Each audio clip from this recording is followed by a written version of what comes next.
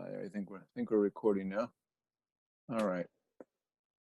Well, let me ask the Lord to watch over our time here. Father, we thank you for bringing Bret this far, and just pray that you'll give him some peace and direction right now. And as I always pray, Father, I just ask you to watch over the technology that we depend on here to make these oral reviews happen online. Just pray that you'll keep everything working fine and smooth, and as you always do. And just pray that we can follow you today. Let your Spirit guide us in what you want us to be thinking and speaking, and please just guide us through this time together. Yes. In your name, Jesus, we pray. Amen. Amen. All right. Well, let me just kind of go over the agenda for today. We're going to spend probably 15 or 20 minutes having Bret take us through a PowerPoint presentation, and then take some notes during that time. I'm getting some feedback here. I'm not sure where that's coming from. You guys getting a weird echo? Maybe it's I think it's me. Maybe it's just me. Okay. Yeah, if you're not talking, mute your mic. Just that would also help. Sometimes we get weird feedbacks going through the speakers back and into your into your mic. So yeah, let's see. I'm going to just mute a few of us here just so that we. Okay, I think we're okay now. All right. Yeah, so Bret's going to take us through PowerPoint and try to think of some questions you can ask or discussion topics you can bring up, because we'll then have a discussion time for a bit after we've done all the grilling. I'm sorry, all the discussing. We will have a time of evaluation, and the evaluators have to be, I guess, the voting members of this committee, which is Dr. Swanson, Dr. Bakke, and myself. Okay, so what we'll do, we'll take the rest of you out of the session for about 15 minutes while we talk and fill out a form. Once we've kind of come to done our results, then we'll bring you all back into the session and announce the results. And while you're out of the session, your screen will say something, you're on hold or something, but stay with us because I will bring you back in after after 15 minutes or so. All right. Well, Bret, you got your PowerPoint up, so why don't you go ahead and lead us through it. Well, great. Well, thank you, Dr. Payne, and thank you for your prayer. I really appreciate that. And I wanted to just quickly just thank each person in the room. And I know some of you know each other, some of you don't. And so it's great to have Dr. Eric Swanson, my dissertation supervisor. And when I began this journey, it was, I've been very deeply formed by some of Eric's work. Some books like The Externally Focused Church and A Transforming City. And so when it was suggested that I should contact him to be my supervisor, I was thrilled that was even a possibility.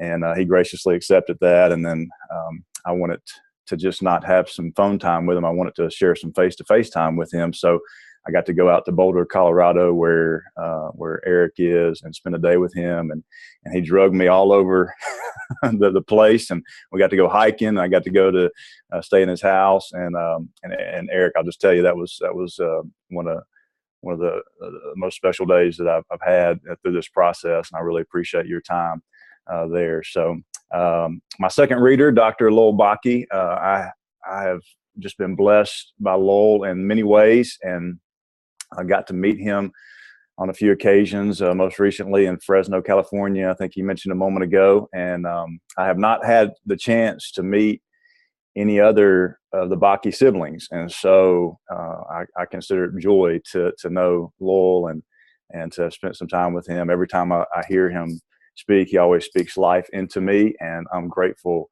for that. So Lowell, thank you for being here. And then my three members of my PLC, first is Rick Caulfold, who is the executive minister at Homewood Church of Christ, where we serve together and co-labor in the kingdom. And Rick has been a huge encouragement in my life, and it's been special to be able to share this journey with him. And I've been on staff at Homewood for almost 8 years now, and Rick is going on 27, 28 years. And so it's just a blessing to have that experience and wealth of knowledge to walk alongside me in this. And so thank you, Rick, for being here. And then one of our shepherds or elders at Homewood is Steve Castleman, and he has been along for this journey. He actually got to come with me to my Fresno Overture, and that was a very special experience for me to have Lowell encouraged me, hey, bring somebody from your leadership to participate in this with you, and I did, and it was a great blessing for me to have Steve there. And then lastly, Chris Richardson, consider a friend of mine, dear friend, and he's actually also one of my workout buddies. So guys, don't mess with me, because Chris is a big dude. But more than just a workout buddy, he's been a brother in Christ in a lot of ways, and we prayed together, shared life together.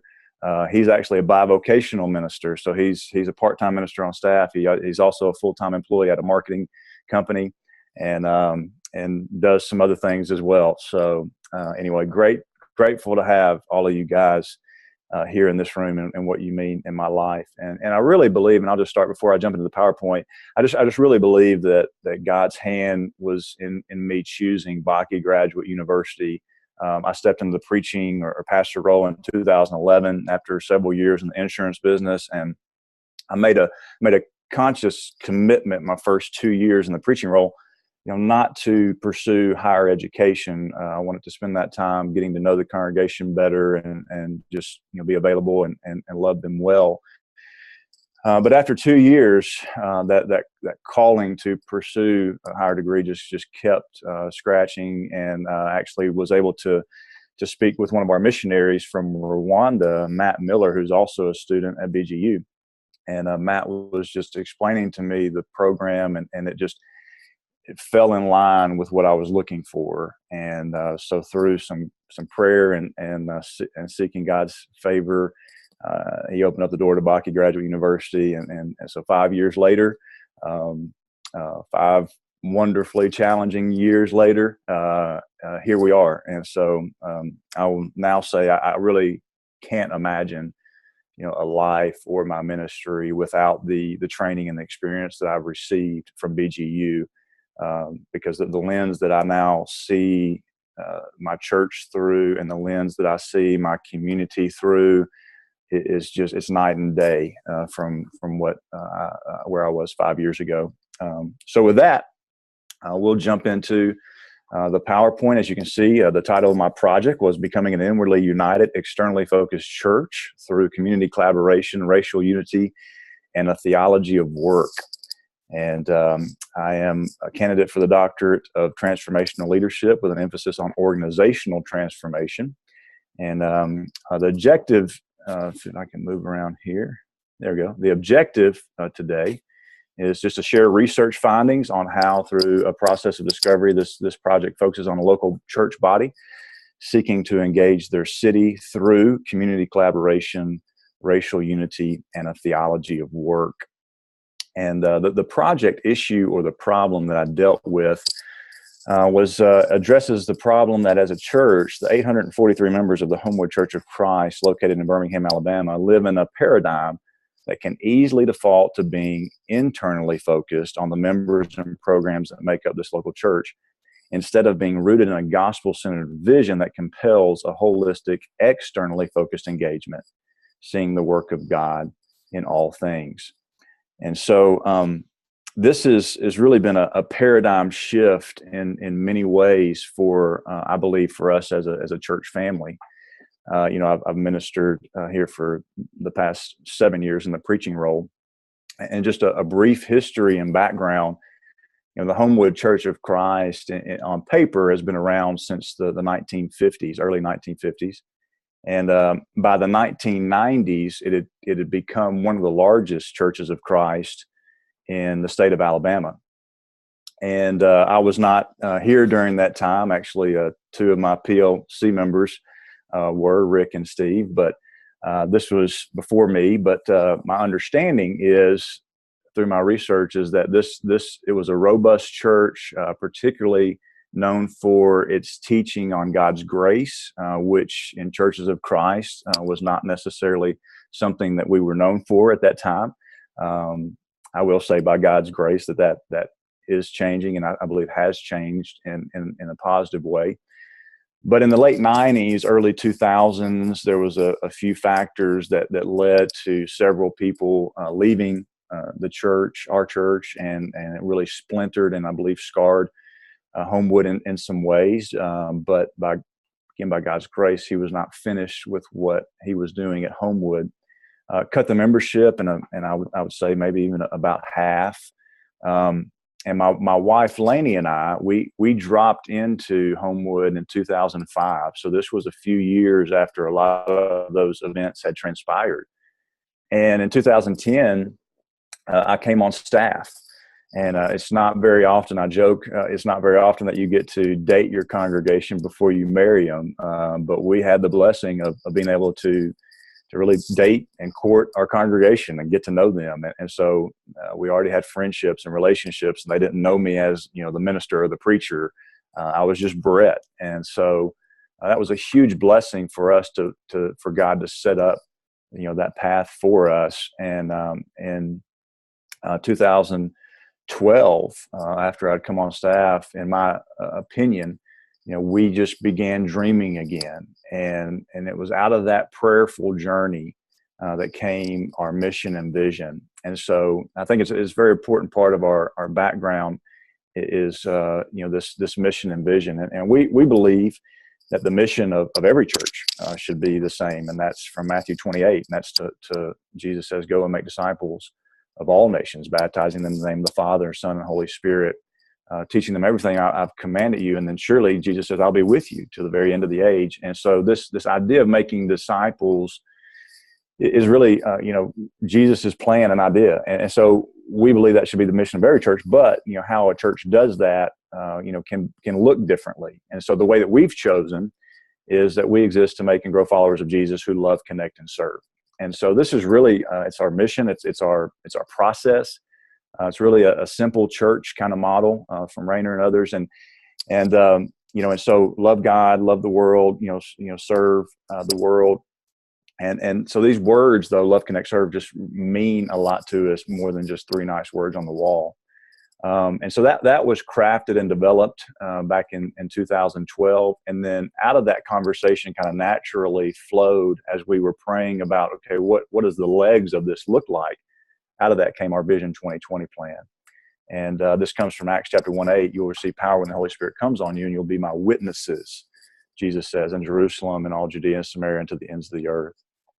And so what we began doing is just praying, okay, what does that look like? And I don't have time to go through every one of those points, but what we began doing is putting objectives with each of these areas. We realize we don't live in Israel, but God has given us a Jerusalem here in Birmingham. He's given us a Judea in our region. He's given us a Samaria in a cross-cultural kind of context. And he's given us the ends of the earth from a global perspective. And so, we just began putting some objectives in each of these categories. And one of those objectives was to, to multiply followers in our Jerusalem, that we really wanted to be a disciple-making church. And we didn't think that was, something that we could compromise. I mean, that was something that God has called us to through his son, Jesus. And so we also wanted to establish partners in our Judea and Samaria. And that was very, critical to our vision. And then a third thing we wanted to do is to become debt-free so we could allocate funds to become more externally focused. And so those were all part of our vision that launched in 2013. And here we are 5 years later, and we've seen God's hand in a lot of that.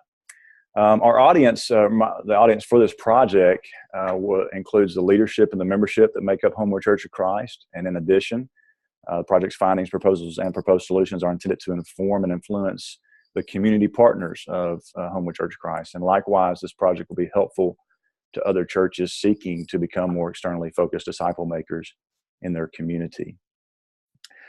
So the intervention plan that was established in order to address this problem and this issue of kind of reverting toward being more internally focused. One, and I'm going to just put these in those three buckets that we've been talking about, the community collaboration, racial unity, and theology of work. And we'll start with community collaboration. The intervention plan was one to just do a financial overview of Homewood Church of Christ. I've heard it said that, if you want to know the truth, follow the money. Where are the dollars being allocated? This is telling. It's not everything, but it is telling. So we wanted to do an overview of that. The second part was to exegete the community of Homewood using the four approaches that I learned at BGU. And that is the inspirational approach, the incarnational approach, intentional and involved approach. And this has been very formative for me in just exploring my community. When I talked about a moment ago, just my lens being radically changed. I mean, this is one of those processes that has enabled that transformation in me personally. Another part of the intervention plan was to do interviews with these community partners. Phil Butler, in his book, Well Connected, defines partnership as any group of individuals or organizations sharing a common interest who regularly communicate, plan, and work together to achieve a common vision beyond the capacity of any one of the individual partners. And so we've really adopted this definition of what it means to be a partner in our community. And Butler goes on to say that one of Satan's central strategies is destroying relationships between believers, therefore crippling our ability to develop a common spirit-empowered strategy to share the good news of Jesus. And so it's one of the reasons that we talk about a lot, that prayer is not just a part of our partnership process, but it's actually the strategy in which Homewood Church of Christ partners. And so we trust in the Spirit's guiding in creating those and bringing to light those partnerships in our community. So the interviews with our community partners, we'll talk about a little bit more in a minute, were very formative in this. And then the utilization of appreciative inquiry to discover the passions of the Homewood Church of Christ members. Actually, Lowell was very instrumental in helping me better understand, the value of this. And I think he did a session on AI in Fresno that just, I walked out of there just thinking, wow, he just made it real and tangible, and this is what it looks like. And that's been very influential for us.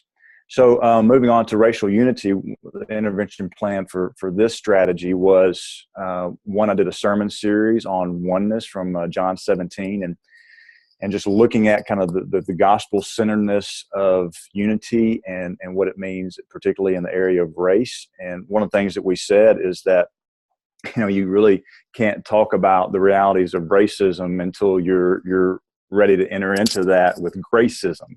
And so I love that word gracism, because I think it's so needed when we talk about racial unity in the church and really in our community. So out of that sermon series, me publicly addressing this from the pulpit, we also created a open dialogue class for our members at church called Oneness Embrace. And we used Dr. Tony Evans' material. And I talk about this in the project paper, that me and another gentleman named Willie, we co-led this class, and it was amazing. I mentioned we have 843 members. We really have about 600. You know how church works. We have about 600 every Sunday morning, and then we have about 400 folks that typically stay for Bible class right after service. And out of that 400, we had about 150 people that came through over a 6-week period, came through this class of discussing openly, racial diversity and what that means and looks like. And that was very encouraging to me. I mean, that's a large percentage of, the folks who attend a Bible class. And the conversation was real. It was open. And I think it was very transformative. And so we also did a focus group with our African-American members. I've shared in the paper that Homewood, the most recent research that I've done is Homewood is 94% white, 5% African-American, and 1% other. And so a very large portion of our church is is a white population. And so one of the books that was just very encouraging to me during this journey was Churches, Cultures, and Leadership by Mark Branson and Juan Martinez, where they conclude that our individualistic concepts of self and of self in relationship to others will be constantly challenged by the biblical call of living in unity in the midst of our diversities. And so, this is not just for us a political, ideology, but this is a biblical concept of embracing unity, is particularly across racial lines. For Branson and Martinez, the means for the church to go from a current state to a future state is embodied in this word named called praxis. And I've come to really appreciate this word, praxis. According to them, praxis is the constant rhythm that includes study and reflection and continual interaction with engagement and action. And the reason I think that's such a paradigm shift for us as a faith family is that word actually led me to two other words, orthodoxy versus orthopraxy. So orthodoxy would be this correct belief. We believe, okay, our orthodoxy is that we have it right. We believe what's, the right thing. And I think, particularly in my tribe and my heritage of Churches of Christ, that's been very paramount for us, that we have the right doctrine and we have it right. But when we move to this idea of orthopraxy, it's not just about the correct belief, but it's about the correct conduct. It's the behavior. And it doesn't necessarily throw orthodoxy out the window, but it does begin to focus us on, okay, what is it that are we basically putting our money where our mouth is on things? And I really appreciate, that thinking and that shift. So as a part of this, that was something that I really kept coming back to. And then the last part of the intervention plan for racial unity was the interviews with another Church of Christ called Rural Hill Church of Christ in Nashville, Tennessee. And this is where, and one of the reasons this was so special to me is this is where I grew up. And I was born there, that church, and something happened, and I was too young and naive to even notice it. But from when I was a teenager till when I got into my 20s, something began happening at that church, and God just began transforming it to be a diverse melting pot of His kingdom. And so they were actually written up in the USA Today a few years ago because now they are 40% Caucasian, they're 40% African American. I think about 10 to 12% Hispanic. They have a decent Laotian population. And so this Church of Christ in Antioch, Tennessee has just, become a poster child, if you will, of what diversity looks like in a church. And so I did several interviews with some of their key leaders, as well as some friends of mine who still worship there. The intervention plan for the theology of work, we did a focus group of young professionals here at Homewood, about 20 of them, and then a 6-week study from Dennis Baki's Joy at Work. And I can't say enough about Dennis's work, and especially that Bible study companion that goes along with that Brad Smith and some others contributed toward. That was very influential for our young professionals. So evaluation of the results. Use various methods of analysis. One was grounded theory and just trying to see, okay, what are some of the repeating themes and ideas that are surfacing as I'm doing my research and analysis of the research. And then a process of coding, which again, just looking at these thematic categories and how is that informing, what the project is designing to discover. The contributing sources. I could talk about these all day long, but I'm just going to bust them quickly because when I think about some of the sources that have been most influential to these topics, one when I'm looking at community collaboration, and I'll just pause and say that I'm fully aware that any one of these topics, any one of these strategies could encompass a whole research project.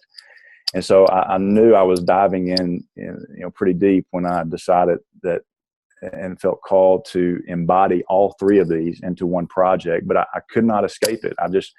I kept just thinking about the themes that have influenced me deeply at Baki, and these three just kept coming back, and I couldn't shake them. Two of them in particular, this one, community collaboration, was the most formative, I think, in the early years of my study. Racial unity, I did not see really that becoming a part of this project until my Fresno experience and beyond. And then the committee that I submitted my proposal to, they suggested, hey, if you're going to look at being an externally focused church, you probably need to look at a theology of work. And I certainly couldn't disagree with that. And I'm very thankful that the committee pushed me to make that a part of this paper. But you'll see the sources there. The courses, Exegeting the Community and Leadership for Effective Collaboration, were just extremely valuable to me. I talk about this with Matt Miller, my buddy from Rwanda, and we talk about every time we take a course at BGU, there's a multiplicity of books that are life changing, but there's typically one that is super transformative. And I'll tell you what it was when I did my overture in Manila. It was Transforming Power by Robert Linthicum. I mean, that book just completely kind of blew my paradigm out of the water of what I knew. And then Phil Butler's book, Well Connected. I think I came across that one in Leadership for Effective Collaboration. That's so comprehensive, and Phil does an amazing job there. Dr. Swanson's book, who's on the call list, To Transform a City. I mentioned that earlier. That was just a very influential book for me. And then he and Sam Williams list in the back of that book several resources that led me to good demographic research when it came to getting some quantitative data about my city and about our community. And so that was very formative. And then the qualitative research that came with interviewing our community partners, just these street level type conversations with people that enabled me to learn more about what was going on in my community and with our partners.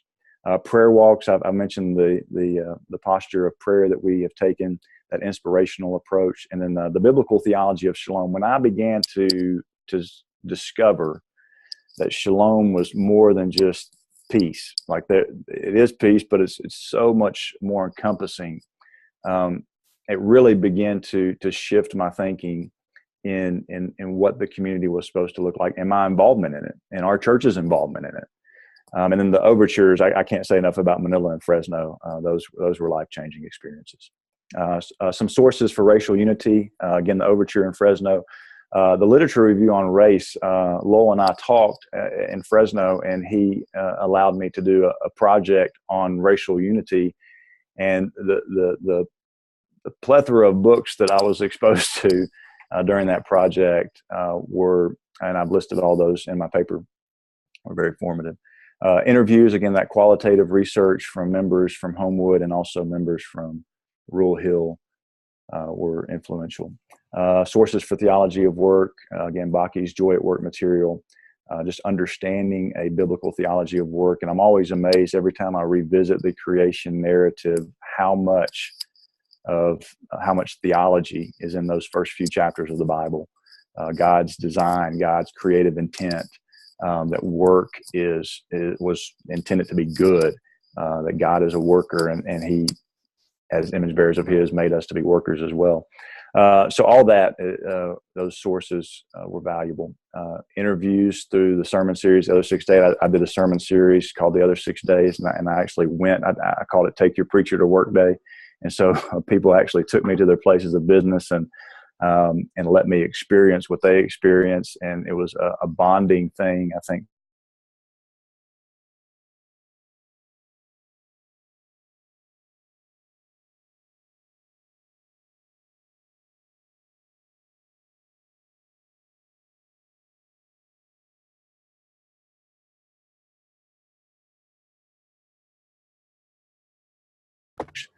From a just from that vantage point. And then the Theology of Work website has been very helpful for me as well. We're kind of wrapping up. We got the transformational results. Community partnerships, I think, have breathed life into the Homewood Church of Christ, as well as our partners. And I think the transforming results are mutual. It's not just our church being transformed or just our community partners. I think that it's been a mutual transformation. And then the conversations on race relations, I think, has been healing for several of our African-American members at Homewood. And I believe that the pendulum is swinging from this being an uncomfortable conversation to being, very kingdom-minded conversation. And I'm very hopeful and continue to be prayerful about what that looks like moving forward at Homewood, embracing this gospel-centered reality. And then another transformational result, I think theology of work is in this teaching is empowering individuals inside the marketplace. I've had folks that have just told me straight up, hey, I go to work, I clock in, and that is totally something that's not a part of my spiritual life. I just get the work done and come home. And now I'm having some folks that have told me, I'm beginning to see that it's more than that. That God's involved in it, and He's involved in all things, and that's been I think very transformative for some of our folks at Homewood. Just to put some flesh on some of these things, I took these pictures because this was actually from last week, and I just wanted to share it because these are folks, actual folks from our church family that went and served our community partners in a real tangible way. And we canceled Bible class and said we're going to go out and we're going to be the Word, last week. And these were 3 of our community partners that were served by our members last week, and it was a blessing to me. Another blessing was from the Racial Unity Focus Group. This is a picture of that conversation that took place a few months ago. And I really believe it was a watershed moment for our church. To my knowledge, that conversation in our almost 70-year history, a conversation that intentional and that purposeful had never happened before. And so for me to be able to sit down as one of the ministers of this church with our African-American brothers and sisters and just have some frank, honest conversation, I think was a turning point for what God is going to continue to do. And then this theology of work, Matt, I know you probably can't see that, but the 20 young professionals that I took this study through and did this research through, I just mapped where they work all over the city of Birmingham, and it was just so cool to see. People were looking at this and just saying, "Wow, we're the hands and feet of Jesus, all over this city. Like we are a satellite church because we go out and we are the hands and feet of God in this place." So to see that through that study was a very cool thing for me. So. As I wrap up, as I begin to personally just prayerfully embody these 8 transformational principles that Baki teaches, I began to see how God is using me as a change agent, as an incarnational presence in the city of Birmingham, and particularly in our community.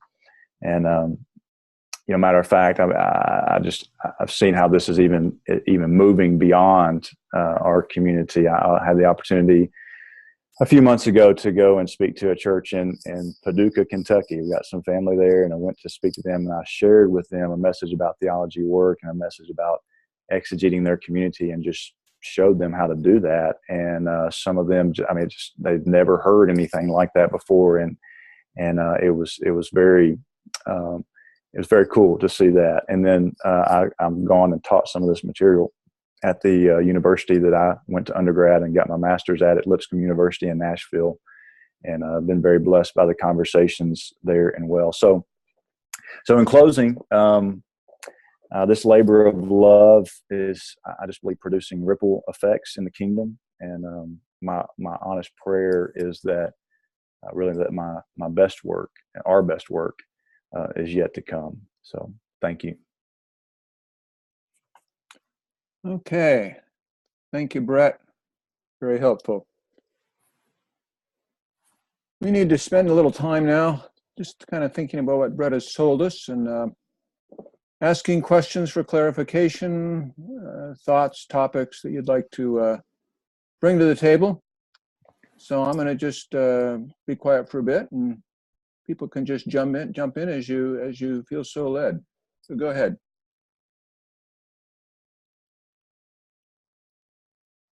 Bret, I'll go first. This is almost you're wrapping up. You mentioned three things, and that caught my attention, the words you used, but you said the community partnerships breathed life into your church and also with the other partners. And I circled the word life. And then you said the conversations on race brought healing to some things that have been broken for a long time. And then the theology of work brought empowerment to your everyday people. You want to elaborate on that, about how you seem so motivated in your work, but it's not just an academic study, but it's also it's transformational for your church, for you and the community. You want to elaborate on that a little bit? Did I get that right as far as life? Yes. And empowerment? Yes.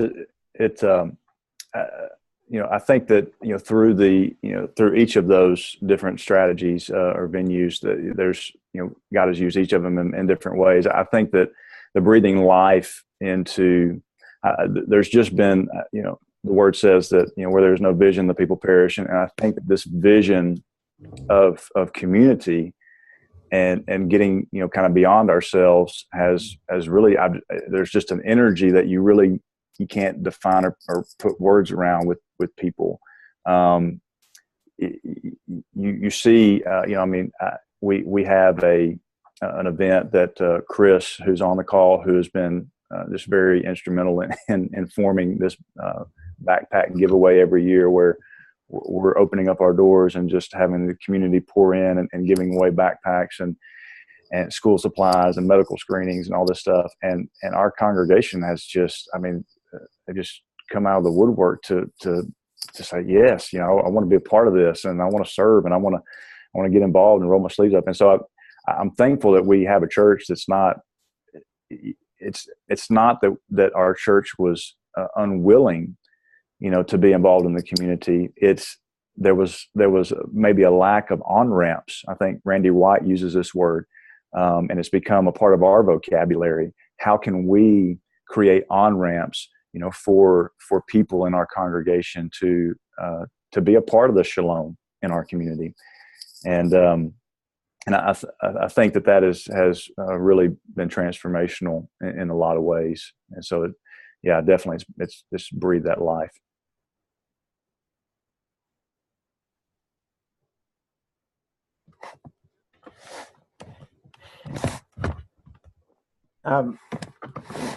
Bret, you're in the midst of maybe the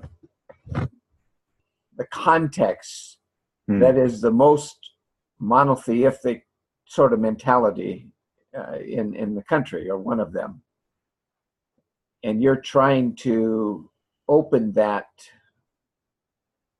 to think in other terms. What have you learned in that process about people? What have you learned about your role as a leader? What have you learned about the speed of change in looking at other ways to address life and community, and just the rest of the whole of your community?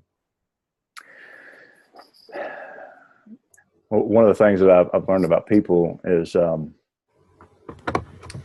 don't know what it's like to walk in a lot of other people's shoes.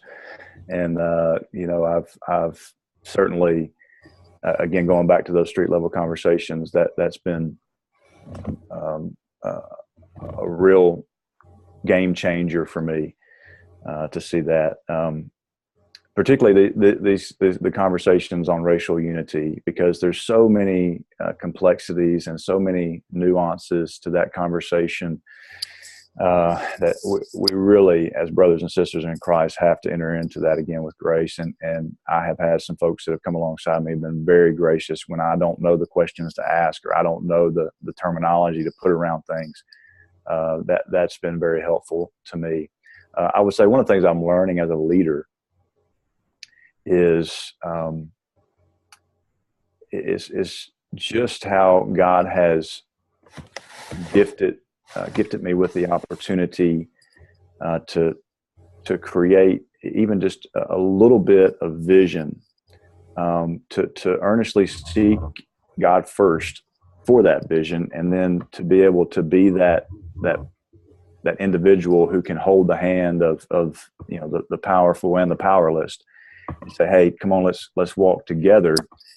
And just that little, I've noticed in our folks, and it really transcends age and gender and race and those things. Just a little bit of hey, let's seek the kingdom. Let's do this. And people respond, and I don't have to micromanage that. I don't have to, because I can be, I can be a little, controlling sometimes, not in a intentional way, but I just realized that, God has gifted other people ways that He's not gifted me. And so another thing I've learned as a leader is to surround myself with a team that is multifaceted.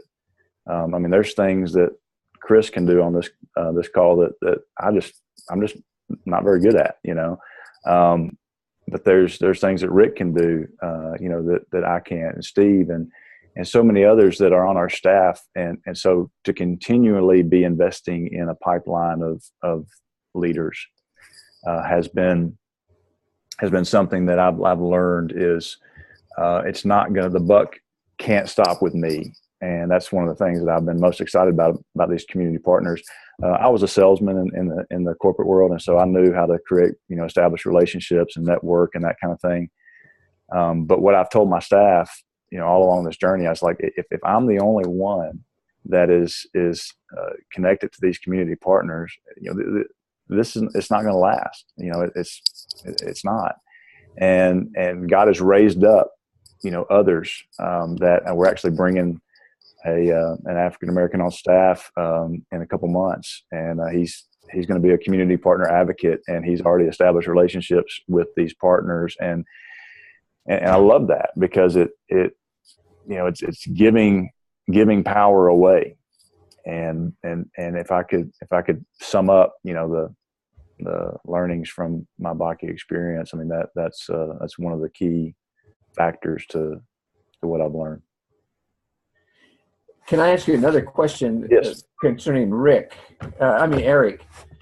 You read his book, and you began to say, "That's what I want." Mm. What was it that you saw there that you've had a mission strategy, you've had the church has not been without some vision, and has had a profound influence. There's no question that was the case historically. But what was the difference from what you saw in what Eric was writing about than what you wanted to be able to master and to unleash at Homewood? I think God gifted Eric to put some vocabulary to articulate, what it was that I was looking for, and to be able to put some verbiage behind that. He and Sam have a phrase in that To Transform a City book, about taking the whole gospel, to the whole person in the whole city. The whole church is doing that. And just, there's some phraseology, some key phraseology in his writings that just, it really captured my heart as far as what I believed are. And so I think words are important. And I think that it was important, even though, yes, we have been about mission and done some things in the past. I think establishing a fresh vocabulary, particularly for the up and coming generation, not to be cool and trendy, but to be biblical and gospel centered. I think that was just very important for me. And praise God, writings like that just created that opportunity for me to have some vocabulary to put around what my heart was saying. Thank you. What about you guys? Rick, Steve, Chris? I don't mind jumping in here again. So one of the things you mentioned this twice, you talk about an intervention plan with, I think, your congregation when you were trying to push forward on something, and so many people jumped on board with you. Tell us. I think that's a fascinating concept in a way of when you're trying to bring about change. You brought other people with you into the process. Could you tell us a little bit more about that, or why you called it intervention rather than education? Yeah, I think that I've become very attuned to the importance of seeing something in other people. And one of my passions has become, just I don't know if I'm sure there's a spiritual gift or something that goes along with that, but being able to see something in somebody else that they don't see for themselves. And I'll share this example, not to pat myself on the back, but just because I think it's exactly what you're talking about. And that's Chris Richardson, who's on this call. Chris was in marketing that's been his career. He's gifted at it. He's talented at it. But Chris did not think that his gifts mattered in the church. He'll tell you point blank that he didn't think that his gifts mattered in the church.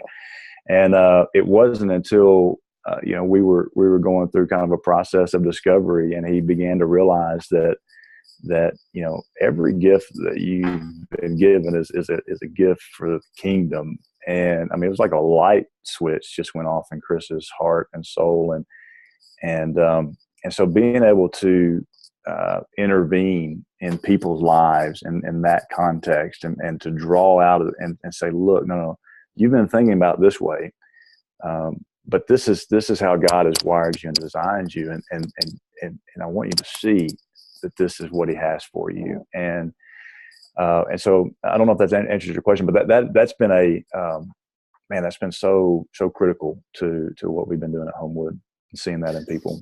So you saw that as part of your role, is almost the interventionist. Really, hey, here's what God says about you. You might be thinking these things, but you're thinking needs a little bit of adjustment. Let me tell you a little bit more. Yeah, that's fantastic. Was there? I'll let somebody else ask questions, but if you don't, I've got a couple more. Bret, I do have a question for you.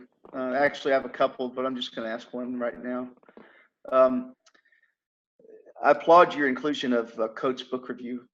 I thought that was good. I thought it was a different perspective, and I'm actually very interested in how you believe that helped to further develop your understanding of not only the racial unity need, but racial tension that we feel. I think for me, a trusted friend of mine had posted that he had read that book and said that was one of the most formative books he read in the past 5 years. And so that intrigued me because he was a trusted friend. And as I started reading that book, I got a sense of, and that's to Ta-Nehisi Coates, Between the World and Me. I got a sense that there was just a raw reflection there, that you couldn't. A lot of times our reflections in the Christian genre are somewhat masked and somewhat kind of have Christianese language around them, and Coates just, he has none of that. He has none of those filters, and so I just valued hearing a raw, real street level perspective from a guy. And I think Coates brought that. And I one of the things I share in my paper, it was so interesting because even in sharing that raw and being pretty adamant that he was not a faith-based individual, he had an encounter with someone who was, and it made him question, is there something I'm missing? And so I think that speaks to the salt and the light of, the what we're called to be about. But I thought that perspective was just, even though it was unique and a little out of the box, I thought it was so important to have that, because it really, to me, spoke volumes. Okay, I'm going to ask one other thing. I'd love to hear your thoughts on that individual who touched his life, how that person might represent shalom in his life, as an aside. But also, I remember sitting through your 6 Other Days lesson series.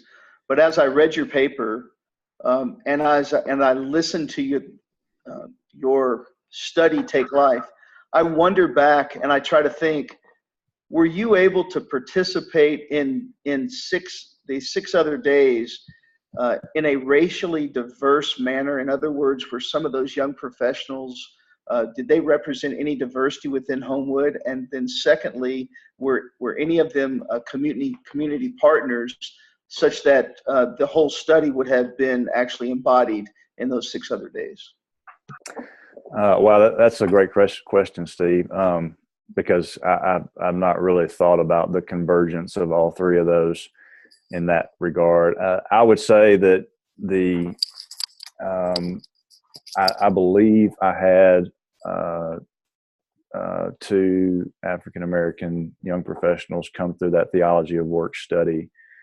As far as my sermon series, the other 6 days, I did have, I think I had one African-American that went through on that, but no, to be honest, I've not really thought about the convergence of those 3. That's a fascinating question. I have to think a little more about that.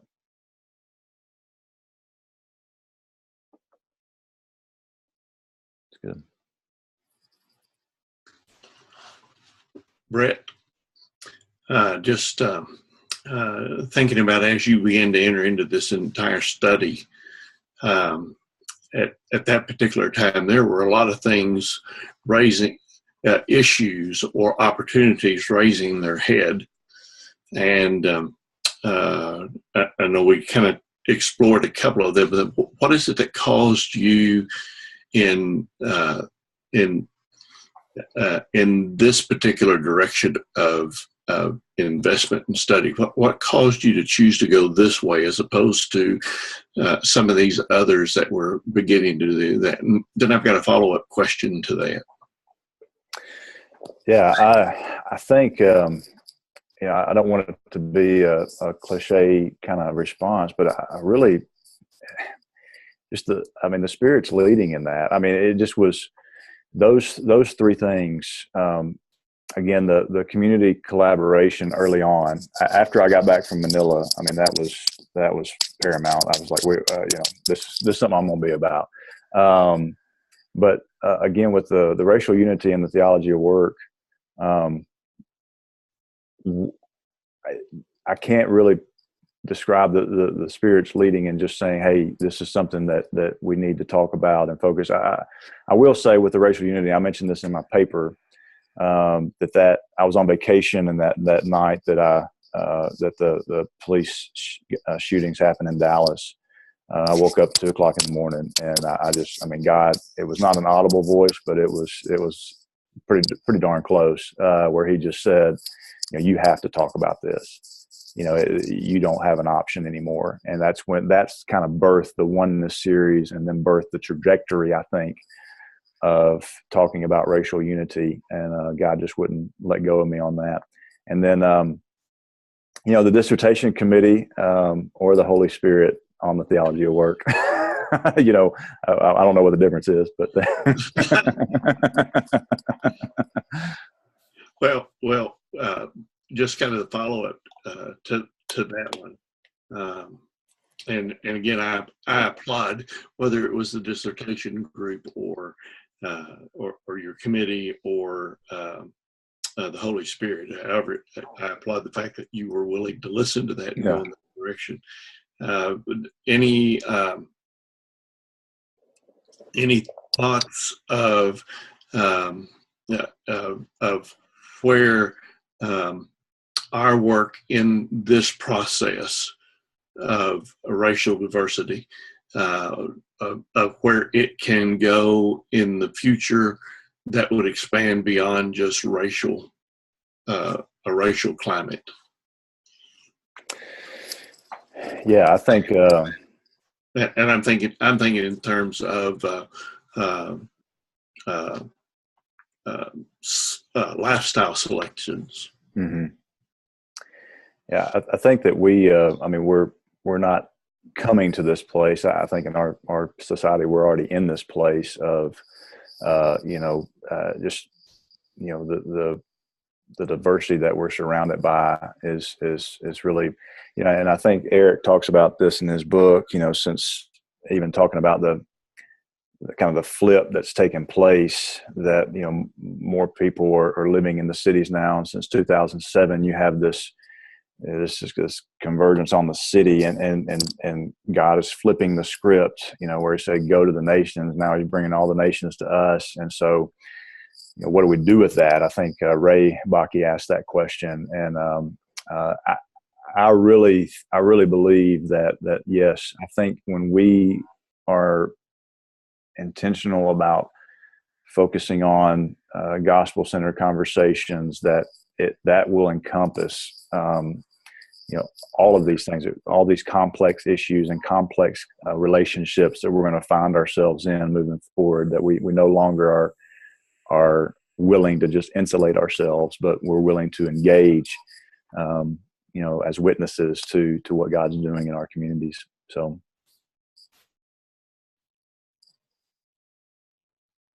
Let me just ask you, Bret, this is Bill, I guess kind of a follow-up question that Rick just asked. What do you think will be kind of the biggest challenge to you just to keep moving forward with this work? You've done some good work. Where do you want to go with it? And what kind of challenge are you going to really face, you think, in order to make more things happen? I think a couple of things. I think one of the challenges is going to be focus. I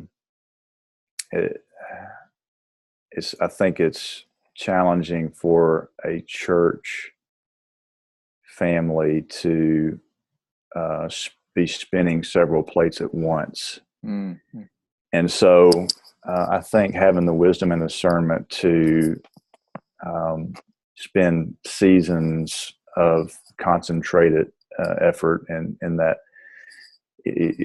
really in that area of praxis, that knowing the word, doing the word, knowing the word, and so we're one of the things that I applaud our shepherds about is they have been very intentional about addressing some of these things to on an intentional way. So Acts 6, prayer and ministry of the word, and they're going at it from a kind of a case by case basis on different things. So I think focus will be a challenge. I think bandwidth for me will be a challenge, and releasing, equipping and releasing other leaders to where it doesn't always start and stop with me. So I think we're doing some of that, but I think moving forward, it's going to be imperative that we do that. We are training up others to be about these conversations and work. Okay, good. Following up on that, Bret, do you think there's enough people that, are you getting critical mass that even when your energy gets lower, you've got to focus on some other pastoral duties, that there's enough people that are picking up the ball, or you just before that stage, or describe where you are there with these three initiatives? How many other people have kind of been bitten by the frog or disliked? Yeah, I think one of the beauties of how God is moving this process along is I continue to be amazed at folks that he drops kind of right in our lap. And so particularly I think for the community collaboration, I mentioned, us actually bringing a staff member on for that specific purpose. Now it's interesting because this staff member who's coming on is very highly invested in community collaboration. He's also highly invested in the racial unity conversation. And so he's bringing that dynamic to our staff. I would say the theology of work one is one that I've had more kind of informal conversations with people about rather than doing some specific kind of training. I would like, moving forward, I would like to be more intentional about that one, even if it's, okay, every quarter we're gonna do a Joy at Work series, or every year we're gonna offer this, for our people who are coming through, and just make it a part of our DNA instead of, just something that we hit every once in a while. But I think that's going to be critical. I might let you know that Larry Peabody has just created a 9-week course for Sunday school. Oh, really? Which I've sat in on part of it that he just piloted. Gwen Dewey is going to take it to Grenada and pilot it down there.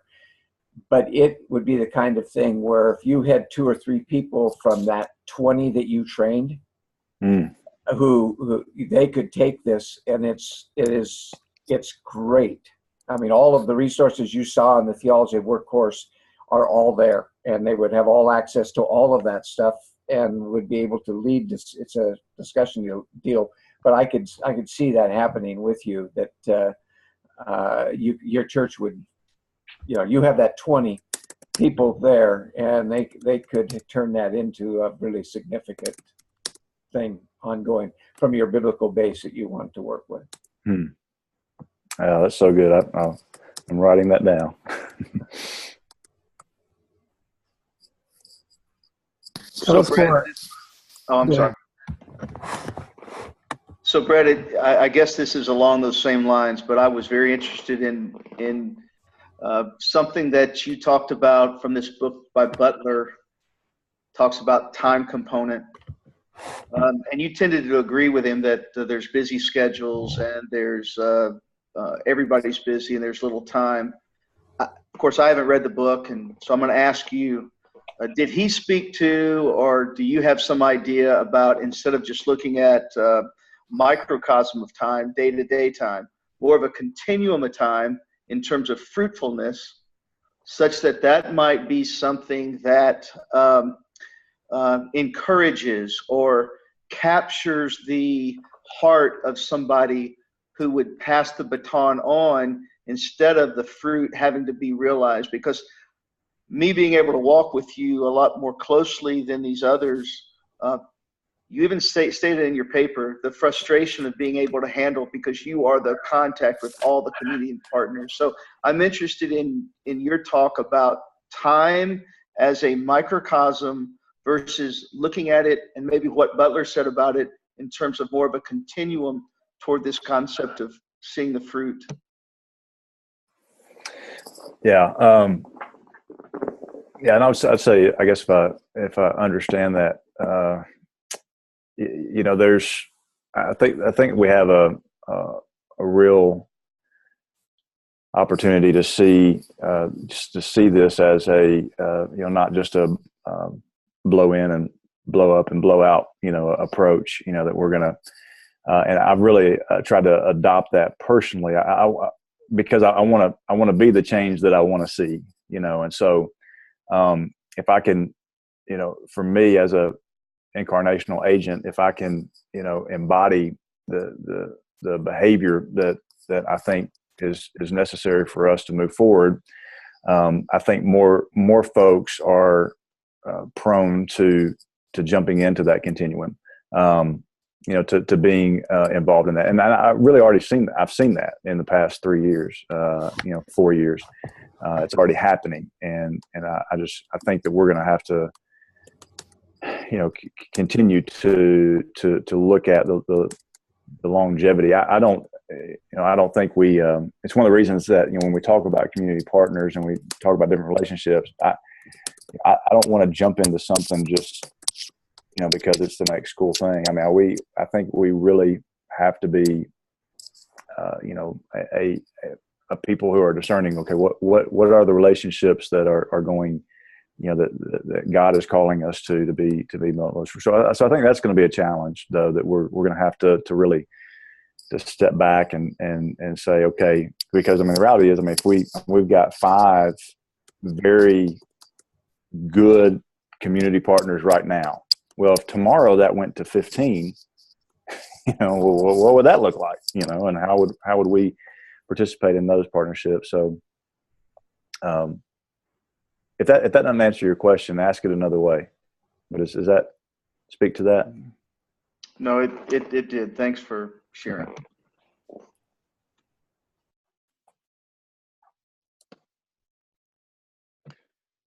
One other question I've been asking students, Bret.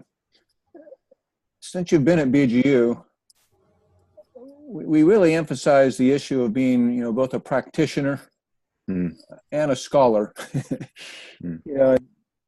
Since we've been such a practitioner school, sometimes we've maybe not emphasized the research side of things as much.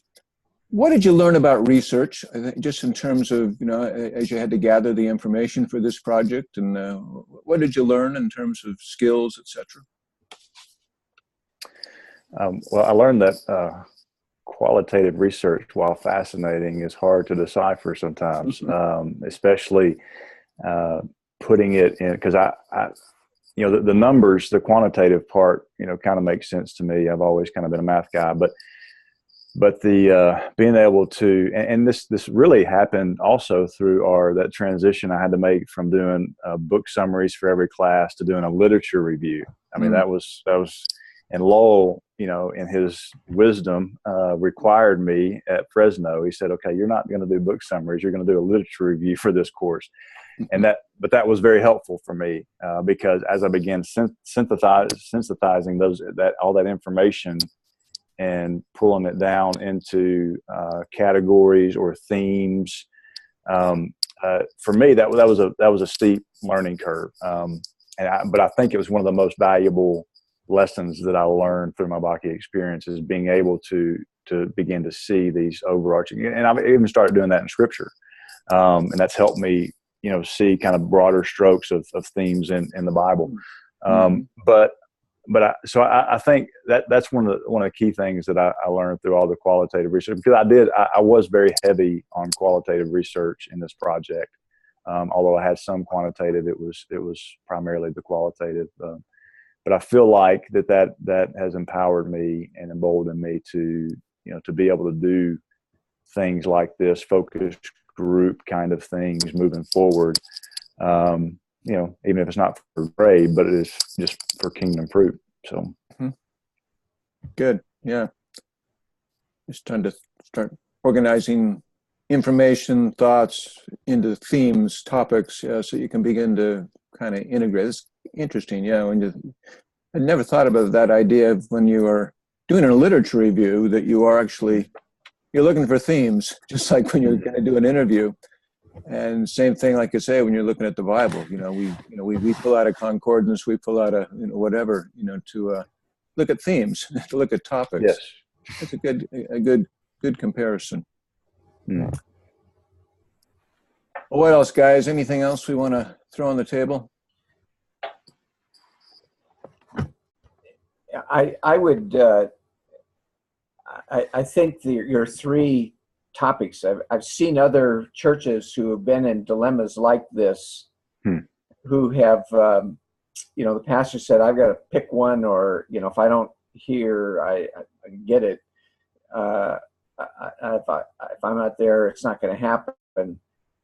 Where they have, where he's found that team and then empowered that team, not only to take the next step, but to create the next budget.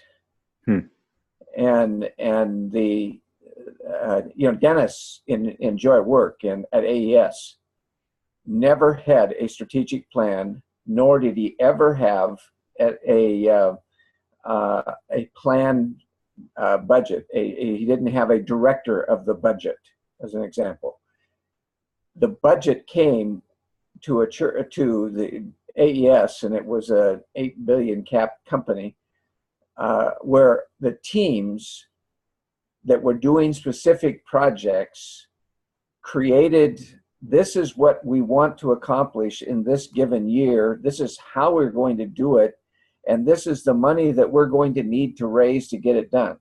And they came back and they presented that. All of those groups from all over the world came in and each presented their project, their dream for that year. And they had to take advice, and they were given back questions to ponder about whatever they did. And then they had to go out and with the advice they received, they had to create the plan and do it, including the raising of the funds.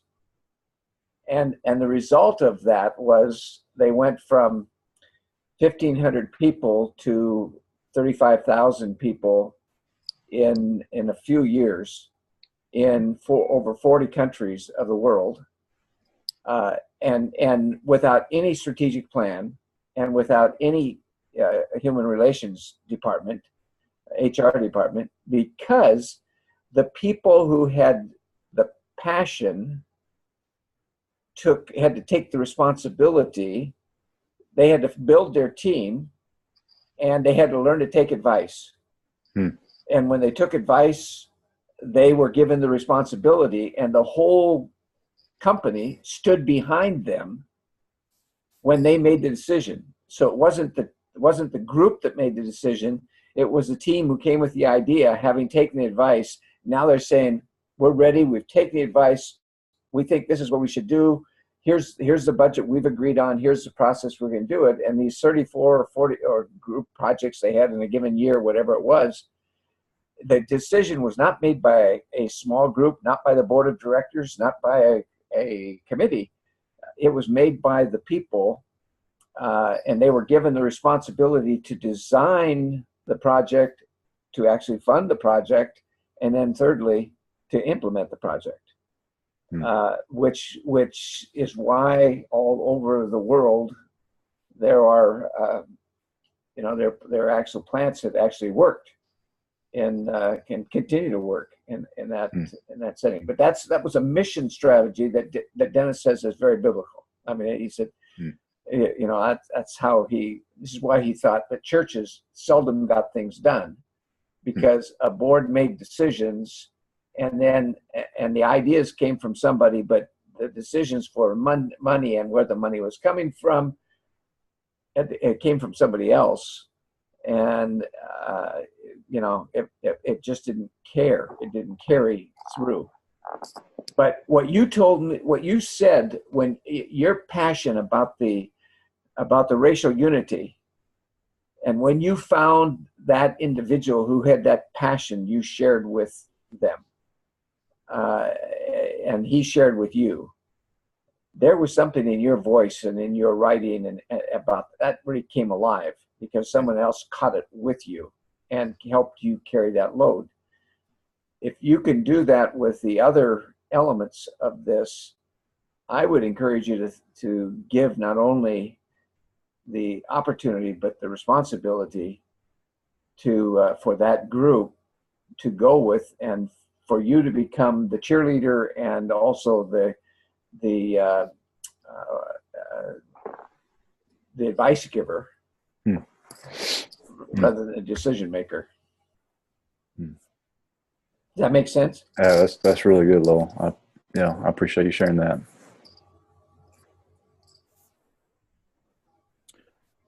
Okay, I think I'm going to close off discussion right now, and we're going to go ahead and jump to evaluation time. Chris was going to say something a little while ago and he got cut off. Oh, go ahead, Chris. You can remember it now. No, it's all right. You guys can go ahead and move on. I'm just happy to be here. Okay. All right. You guys are going to start seeing on your screen that you're on hold, and then I will bring you back in about 15 minutes.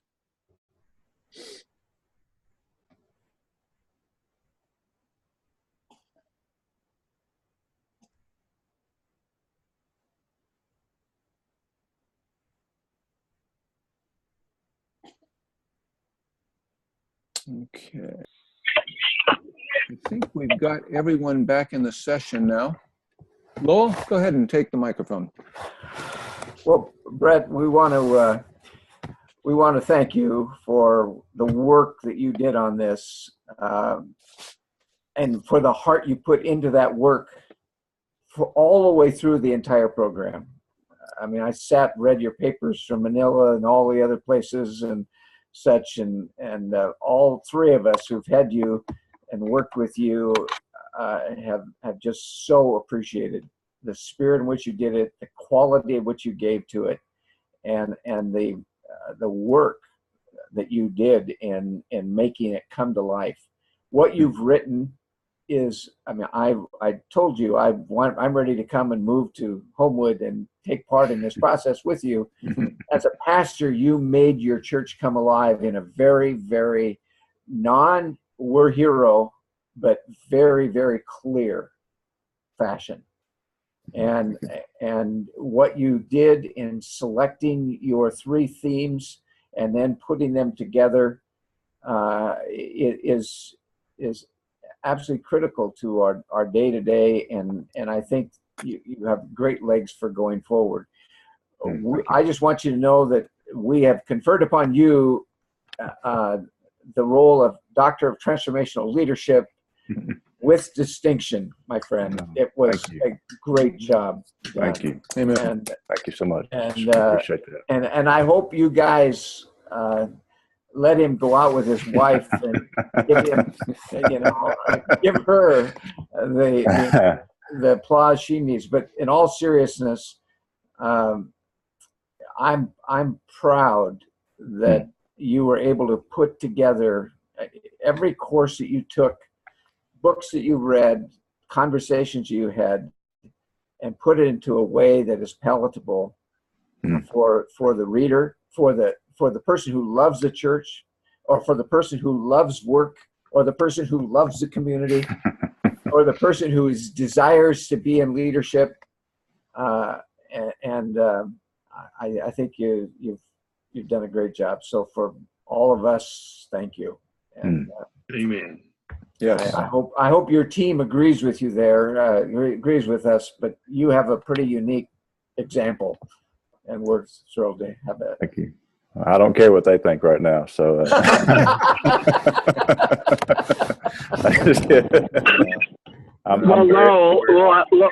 Lowell, I didn't hear you the layman's term of it, but I think all of us would like to say, congratulations, Dr. Bret Walters. Thank you. And you better get used to it. Very honored. Thank you. And thank you, Eric.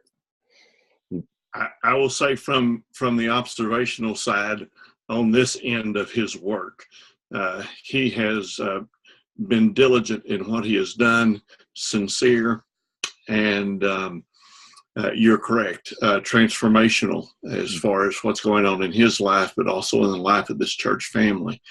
And I too am very happy to congratulate you. Thank you, Rick. And like to be the first one to say, hey, is there a doctor in the house?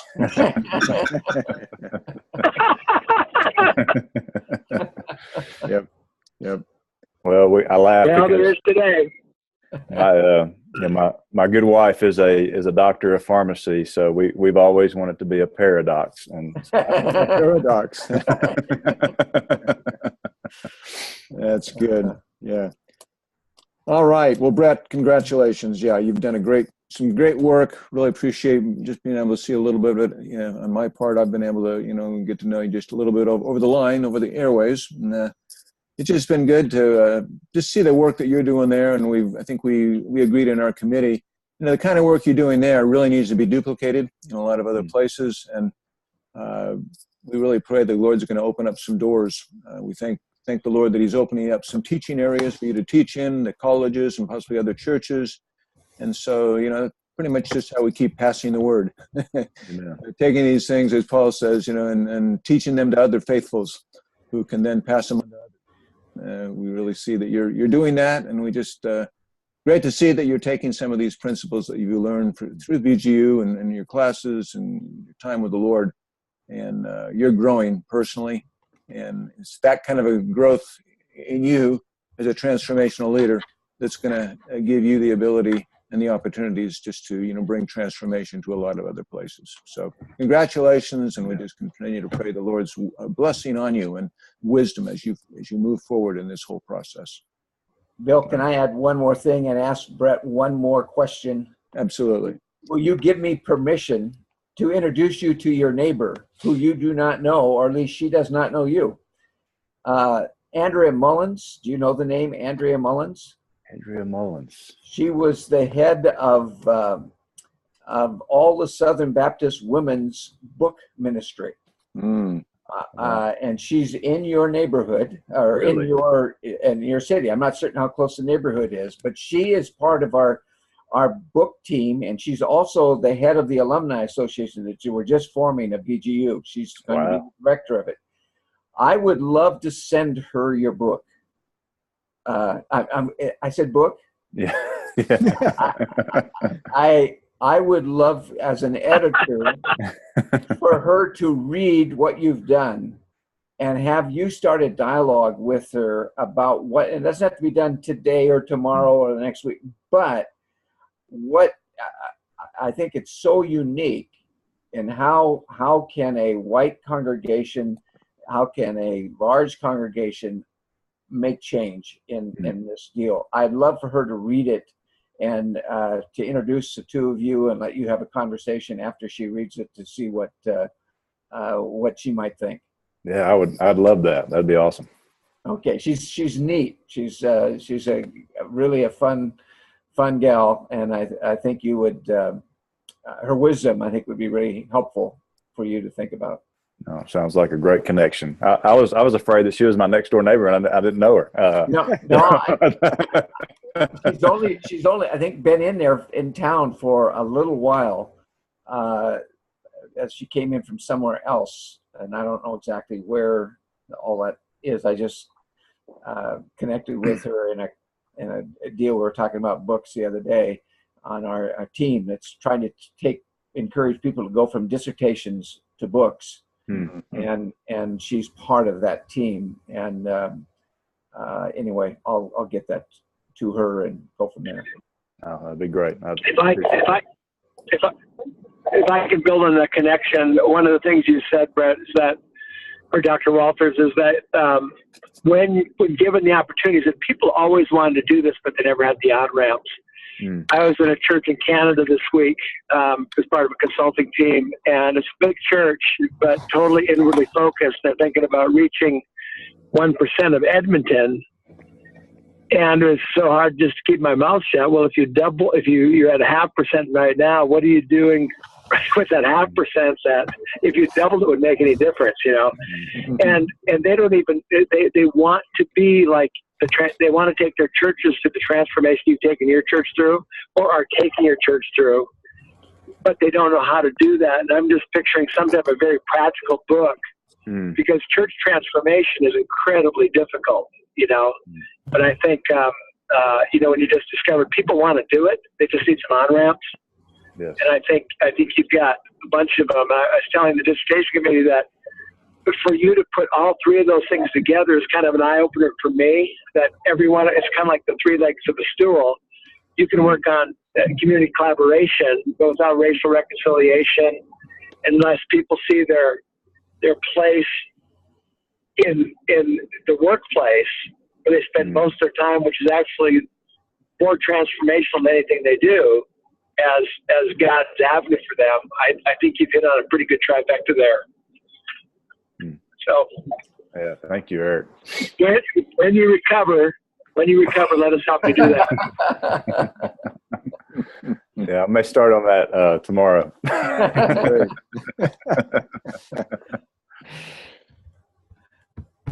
All right, all. We're going to have to close the session down, but again, just been great to be with all of you, and just always neat to see what the Lord is doing in various places of around us. And so, Eric and Chris and Rick, Steve, Lowell, Bret, thanks for just being here, and may God just continue to give us direction and wisdom He has us placed right now. Amen. Yeah. Amen. All right. Carry on. Thank you, brothers. Yep. Goodbye. Thank you. Les, good news.